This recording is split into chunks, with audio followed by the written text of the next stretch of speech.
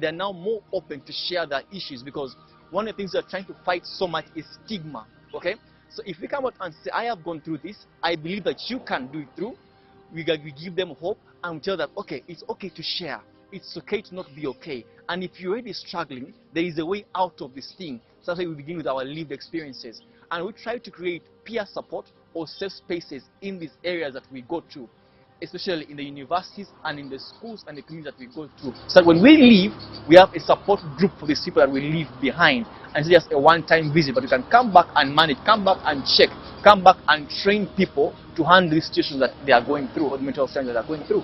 Well, I battled with addiction for quite some time. It's a journey that began in my high school. From the time I was about 17 years. I struggled with cannabis addiction, with alcohol, which almost took me. I struggled with other, we call them over-the-counter medication, pharmaceutical drugs. So I battled with addiction, and it created a big drift between me and my family, me and my goals, and my health and my mental well-being. So I struggled with it so much, and when I was there, it was a very dark place to be in.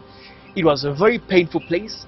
Many people think that an addict is there willingly, but none of us just wakes up and decides to be an addict, right? So when I struggled, I said, I know many that are still struggling. I know so many that would like to hear this message. I know parents are losing hope. I know society has stigmatized people who are going through this thing. So I want to create a difference based off my story, or we as Fortress based off our stories. That is why we are doing what we are doing. So we know that addiction is painful, addiction is detrimental, but also there is hope that comes out of addiction. And lastly, in line to that, people who battle with addiction are people who are great. Look at us now, what we are doing, because once we were addicts, once we were alcoholics, once we were smokers, but there are so many like us that are still stuck in the chains of addiction. So many leaders, so many politicians, so many doctors, so many brothers, sisters, fathers that are stuck in this thing, but we can get them out and turn them around to make a difference in society today. One of the biggest things is that we have managed to start this conversation and create a ripple effect, a movement in regards to mental health, because no one was talking about it. One of the greatest achievements is that many schools, many people are now so open, because we have gone to places where they have said, oh, it's a white thing, but we are changing that narrative. We are changing the narrative that addiction is only for criminals. We are changing the mindset of people and educating them on this thing that is happening now. So for me, that is the biggest achievement we have now. We are changing the mindset of the people and beginning this conversation and creating a movement towards mental health and mental well-being. The challenges that we have faced, of course, as a youth-led organization, is the resources are quite limited. The work we are doing is very big, and the extent runs so deep in society and in our families. So the work is great, but the resources are quite limited. We have been doing this with our own resources, right? We haven't received any funding or any help from anywhere. So we have been doing this in our own means, and it is quite heavy on us. So if there is any way we could find support, resourcing, funding, expertise on this kind of thing that we are doing, we will be very much grateful to that support. June is a men's mental health month, where we try to celebrate men, or we try to speak on some of the issues that men are going through. Because men, as we know, are very quiet people. They tend to be very reserved. But when you look at the data, the internet, and all these records, WHO and all of that, you find that most of the suicide rates are higher in men. Men are suffering more. Men are more in the alcoholic space. Men are more in the addiction space. And yet we are not talking about men and their struggles.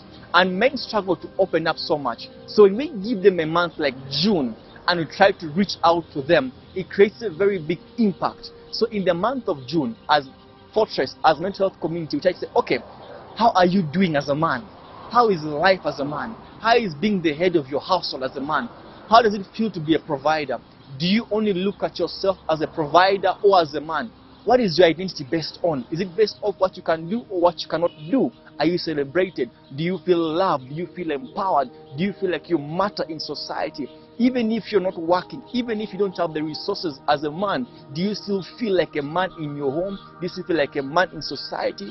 Do you still feel like someone who can make a difference as a man? So June is for men. One of the most common, I'll talk about the common ones.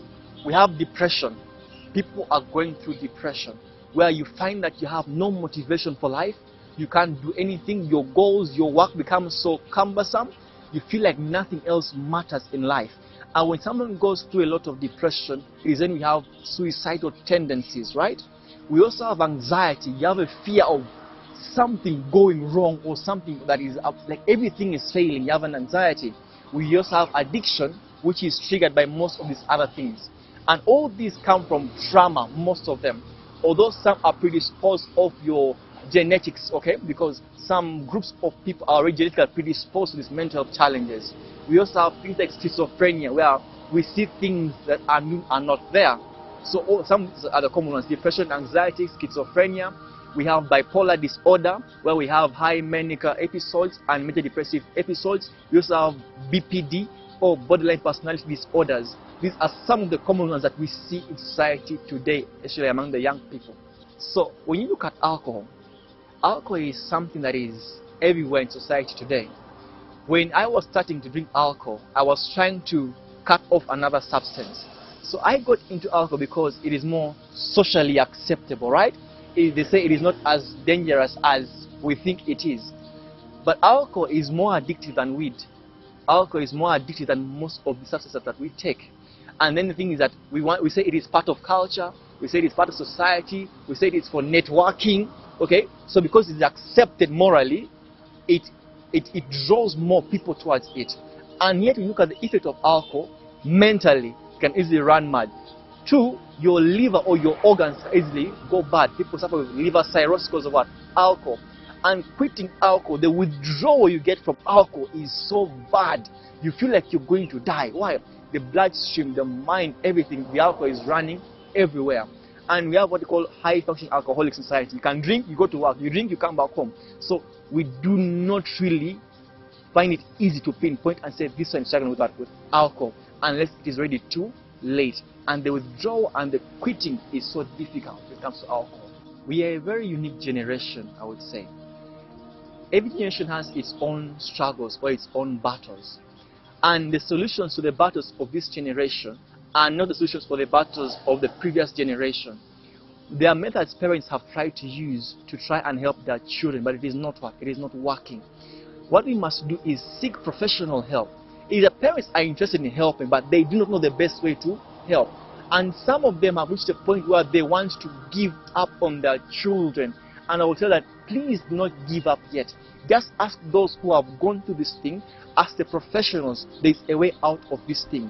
And then let's remove the idea that it is only a Western thing, or it is only something the Europeans are going through. It is all of us, because we see the numbers, right? If you go to households today, you see that most people have someone they know, either a child, a niece, a nephew, who is an addict. Okay? So we see the numbers, we see what is happening. Let parents look for professionals, let parents look for men who have gone through this thing and are making a difference, and not just what we are used to doing in the previous generation. When you're dealing with an addict is not, we don't interpret things the way everybody else does. So some of the reactions that you see an addict have, if you have an addict as a child or as a father or as a mother, you see some of their responses. It is not that they are not thinking straight. We don't see things. Our perception is quite different. And so you see that parents try to use, let me say, violence. We try to use police. We try to beat it out of our children. That does not work, because it creates more tension. It creates a rebellious tendency. Let me tell you something. It is better you have a child who drinks and comes back home than them drinking and you don't know where they are. Because we have so many things happening outside. They could easily become thieves. They could easily be beaten. They can be robbed. They can be killed. Okay? So we need to create healthier boundaries at home, besides the traditional African society ways of solving things of GBV, of violence and insults, and instead make home a safe space, an open space to help these young people. Uganda Alcohol Policy Alliance has created an umbrella of sorts, and has brought together different people that are trying to tackle this issue in society. They have brought us on board, like that's why we are here today as Fortress. They have helped us to connect, to bridge that gap between, if you're solving this problem and you're solving this problem, how can we work together and create a bigger impact? That is what they have done so much today. They have opened doors, given access, endorsements to everybody that is trying to solve the issue of alcoholism and mental health and addiction in Uganda today. Many people, or many youth, will struggle with what we call self-esteem, self-worth right now. Okay? because the world is so fast-paced. There are people you admire, but they are not genuine role models in your life. Many of us have left what we believe in because there's a particular person we admire to be like. And we have seen this in things like social status and all of that. These relationships have made people leave their identity, leave what they believe in, and enter into addiction because you already have a low self-worth. So when someone says that, oh, I love you, you feel like they are the only person that is able to love you. So you find that you leave your morals, you leave your values, and look for love in the wrong places. Okay? So we end up in all these addictions and all these issues that we are going through. But what do? We can instead turn this into a healthier thing, because addiction thrives in isolation. So if peers can come together and create community, we had Ubuntu in African culture where Africans live together, we share together. If we can bring and borrow this idea back into this generation, we can have people, peers, youth, support one another, have conversations, have food, have this, talk about matters that are affecting you, how we can go ahead with all these things you're facing in life. We need community, but healthy community. Healthy relationships are not wrong relationships. Let's look for love in the right places and from the right people. Social media is an advantage, but also a disadvantage. If you're talking about social media, there is so much from promiscuity, from immorality, whatever it is portrayed on the social media. Now, as young people, if you don't have a strong sense of identity, a strong sense of who you are as a person, you will wake up and decide to be like somebody when you do not know their backstory. So you find that we are being influenced negatively, and yet social media can be used to influence us what? Positively. Because many of our role models are on social media, right? People would desire to be like our politicians, our leaders on social media. But also we have people who have different agendas on social media. And then when you're on social media, you see high lifestyles, you see high standards of living, and you start to doubt yourself. You start to minimize yourself. You start to feel bad about yourself, not appreciating what you already have on your inside, or from your family, or from your community that you come from. So social media is an advantage, but also a very big disadvantage if you're not disciplined with it. What I discovered from recovery, or in my journey of recovery, is that addiction or mental health is not just a mind thing, it is a mind and a heart issue. We are tackling it from the idea or the perspective of only a mind issue, of giving medication to somebody to treat that illness. But beyond that, it is also a heart issue. You find that someone needs to be loved, someone needs to be nurtured, someone needs to be felt like they are seen. Many of us don't feel like we are seen. If you don't feel like you are loved, you don't feel like you are appreciated, your confidence is low, your self-esteem is low, you feel like you do not matter. Someone says, I want you to take my life. Why? Because they feel like they're not of value, right? And yet we can change it by saying, how are you doing? How are you feeling? How is your day going? When we ask these questions intentionally, it shows that somebody matters or someone cares in society. Because we have many people around us today, even now when we're here, so many people around us, but you don't feel seen, you don't feel loved, you don't feel like you matter. Okay? As a society has turned into today, we are so much engrossed in becoming wealthy in our careers, and we have failed to say, hey, how are you doing? Hey, how is life? How are you from the office is much different from me as I say, how are you when we are at home? It's a whole different analogy, a whole different concept. Yes. The government has tried, but I believe that we need to come back and empower the people who have gone through these things. What do I mean by that? If someone has gone through a mental health struggle and has overcome, they are more passionate about solving the problem than making a living out of it. We need to empower the communities, the people who are struggling with addiction, people who have overcome addiction, because they understand it. Lived experience is much greater than something you just hear about. So let the government get people who have struggled, people who have overcome, and empower them to make a difference. But they are doing a great job as well. But we would like them to come and support us much more, because the work is really great. Well, being a managing director of a company or being a vice president of Fortress, it is beyond my age, okay? It is more of what can I bring, what are the ideas that I have, what is the difference that I am able to make, my impact in society. It's not just about age, because we are a young generation. Look at the demographic of Uganda. Over 70% are what? Are young people. So it needs one who understands how youth reason, how youth think, what are the issues that they are facing. Then with that knowledge and also the wisdom or the knowledge that we have in that area, I can easily manipulate that, advance that, strategize to make a difference as an MD, because there are things that I can see at my age that somebody maybe say who is over 50 years, 70 years may not be able to see, or which still we need their guidance and their wisdom. But there is a new mind, a new concept that I bring to the table as a young person. The way forward of Fortress, we have just begun the work as Fortress. Okay?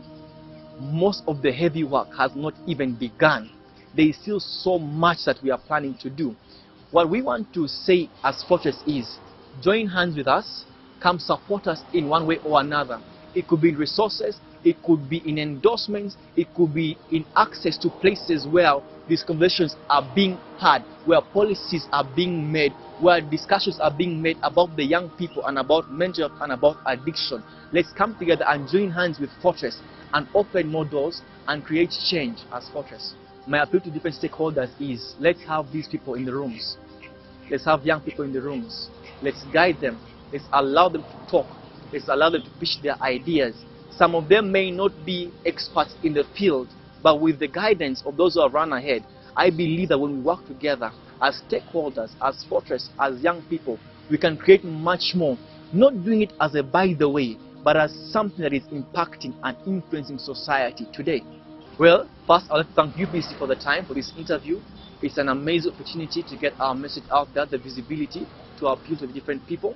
I want to thank NMG because they entered a campaign recently, the To Fire Mental Health campaign, with NMG, Nation Media Group, and Pepsi. And we are doing so much with them. They're helping us as well. I also thank the different rehabilitation centers we have worked with, like Aruka House, like King's Rehabilitation Center, the different churches that we have been to, and the different institutions, universities like Clark, universities like Uganda Christian University, where I come from, that have supported us so much in this great work. And we believe we can do much greater as we're moving on forward. Faith, mental health, there is still a big gap in it, okay?